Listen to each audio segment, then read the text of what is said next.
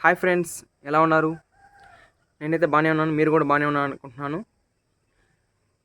మనుషులకి ఈ భూమి మీద మంచి మనసున్న మనుషులకి అందరికీ welcome to my channel. Next టాపిక్లోకి వెళ్తే, మీరందరూ చూసే ఉంటారు, మీరందరూ తెలిసే ఉంటారు ఆల్రెడీ. ఈరోజు మార్నింగ్ అంటే సాటర్డే మార్నింగ్ 6 o'clockకే ప్రొటెస్ట్ అయితే స్టార్ట్ అయిపోయింది. ఈరోజు మార్నింగ్ 6 నుంచి 24 hours అంటే నెక్స్ట్ రేపు సండే 6 o'clock వరకు, అంటే 17వ తారీఖు 6 గంటల నుంచి 18వ తారీఖు 6 గంటల వరకు అయితే ప్రొటెస్ట్ అయితే జరుగుతుంది. అది ఎందుకని మీకు తెలిసే ఉంటుంది. రీసెంట్గా జరిగిన కోల్కత్తాలో ఒక డాక్టర్ అయిన ఒక అమ్మాయికి జరిగిన ఒక దారుణం గురించి అయితే ఇండియాలో డాక్టర్స్ అందరు ప్రొటెస్ట్ చేస్తున్నారు. ఇప్పుడు అర్థమేంటది అనుకుంటా. ఈ ప్రొటెస్ట్ ఏంటంటే, ఈ 24 అవర్స్లో వాళ్ళు ఇండియా మొత్తంలో డాక్టర్స్ అయితే మొత్తం అన్ని హాస్పిటల్స్ అయితే బంద్ చేశారు. వాళ్ళ సైడ్ నుంచి ఏ సేవనైతే అందించరు. నెక్స్ట్ మీకు ఎంత డౌట్ రావచ్చు, ఈ 24 అవర్స్లో ఏదైనా ఎమర్జెన్సీ అయితే మా పరిస్థితి ఏంటి అనేసి. దానికి వాళ్ళు చెప్పారు, ఇన్ కేస్ అలాంటి ఎమర్జెన్సీ అయితే వాళ్ళు ఖచ్చితంగా చేస్తారంట. ఎమర్జెన్సీ కండిషన్స్ ఖచ్చితంగా వాళ్ళు చేస్తారంట. ఎక్సెప్ట్ దట్ ఎమర్జెన్సీ కాకుండా మిగతా ఉంటాయి కదా, ఈ సర్జరీ రేపు చేసుకోవచ్చు, లేదా నెక్స్ట్ 2 daysలో సర్జరీ చేయొచ్చు, అంత ఎమర్జెన్సీ కాని కేసెస్ ఉంటాయి కదా, అవైతే ఈ 24 అవర్స్ ఏదైతే ముట్టుకోరంట. ఈ 24 అవర్స్ అలాంటిది అయితే ఏం అసలు ముట్టుకోరంట. ఈ ప్రొటెస్ట్ ఎందుకు జరుగుతుందంటే, రీసెంట్గా జరిగిన ఇష్యూ గురించి న్యాయం కావాలని, జస్టిస్ కావాలనేసి ప్రొటెస్ట్ చేస్తున్నారు. దాంతోపాటు ఎవడైతే అది చేశాడో వాడికి శిక్ష పడాలనేసి చేస్తున్నారు. అంటే కొన్ని కారణాలు చెప్పి వాళ్ళు బయటకు రావాలని చూస్తున్నారు. అంటే కొంత సపోర్ట్తో, పొలిటికల్ కావచ్చు, ఇలాంటి సపోర్ట్తో కొంచెం బయట రావాలని చూస్తారు. కానీ తప్పు చేసిన వాడికి శిక్ష తప్పకుండా పడాలి. అందుకనేసి డాక్టర్స్ వాళ్ళ సైడ్ నుంచి ఈ ప్రొటెస్ట్ జరుగుతుంది. ఇప్పటికి అర్థమైంటుంది అనుకుంటా, డాక్టర్లతో పెట్టుకుంటే మామూలుగా ఉండదు అనేసి. ఇప్పుడు తెలుస్తుంది డాక్టర్ల వాళ్ళ వాల్యూ ఇప్పుడు తెలుస్తుంది అనమాట.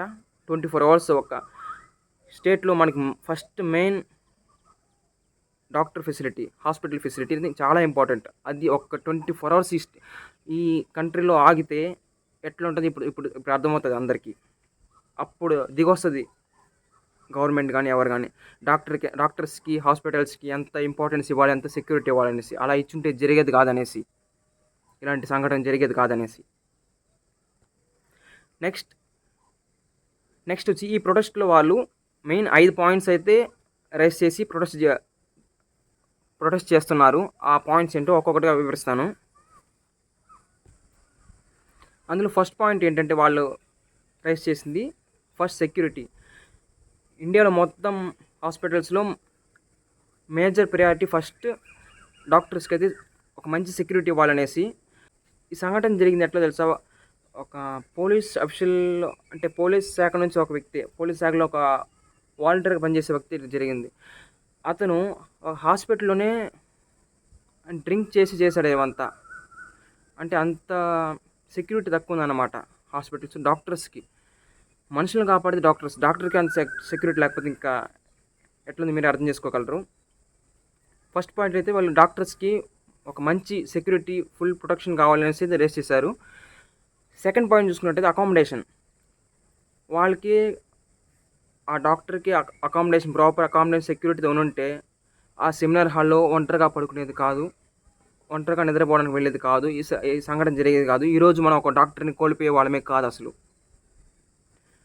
అది ఒక మంచి డాక్టర్స్ అంత 24 అవర్స్ కంటిన్యూస్ వర్క్ చేస్తారు కదా, అంత దేవుళ్ళ లాంటి మనం భావించే డాక్టర్స్కి అయితే ఒక మంచి అకామిడేషన్ ఇవ్వాలనేసి వాళ్ళు ప్రొటెస్ట్ చేస్తున్నారు. ఇది second point.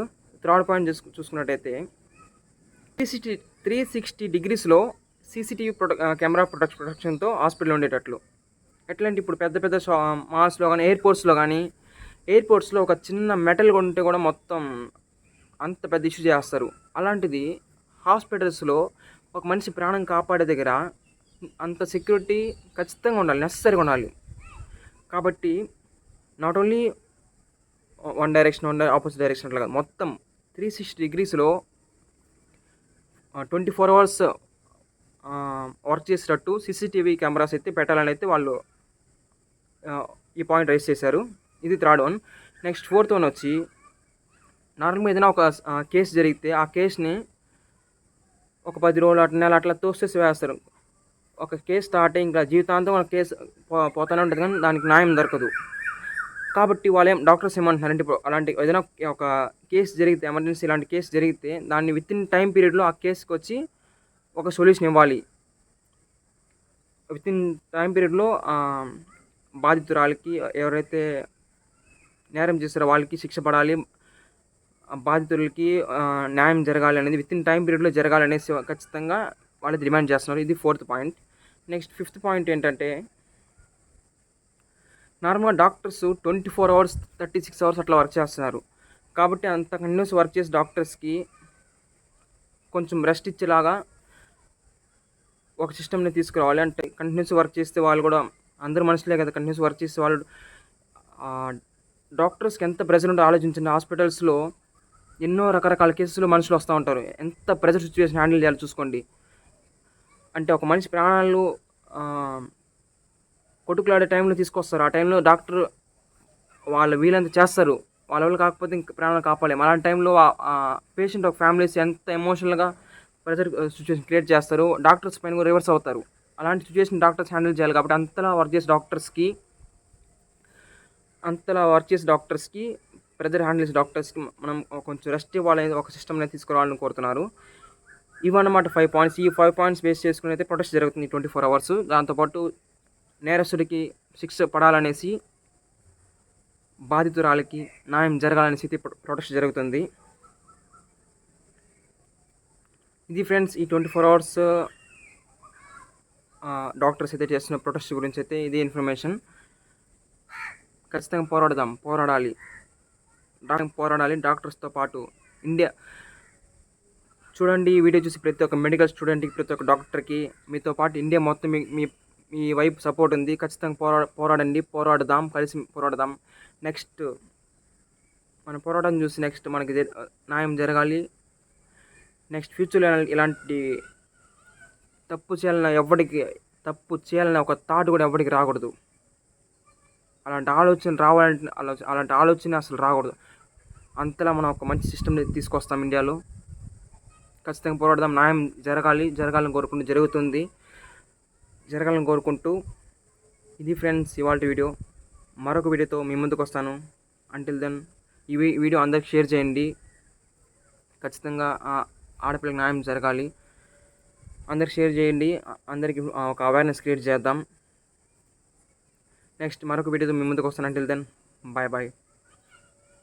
Justice for doctor Moumita. See you in next video.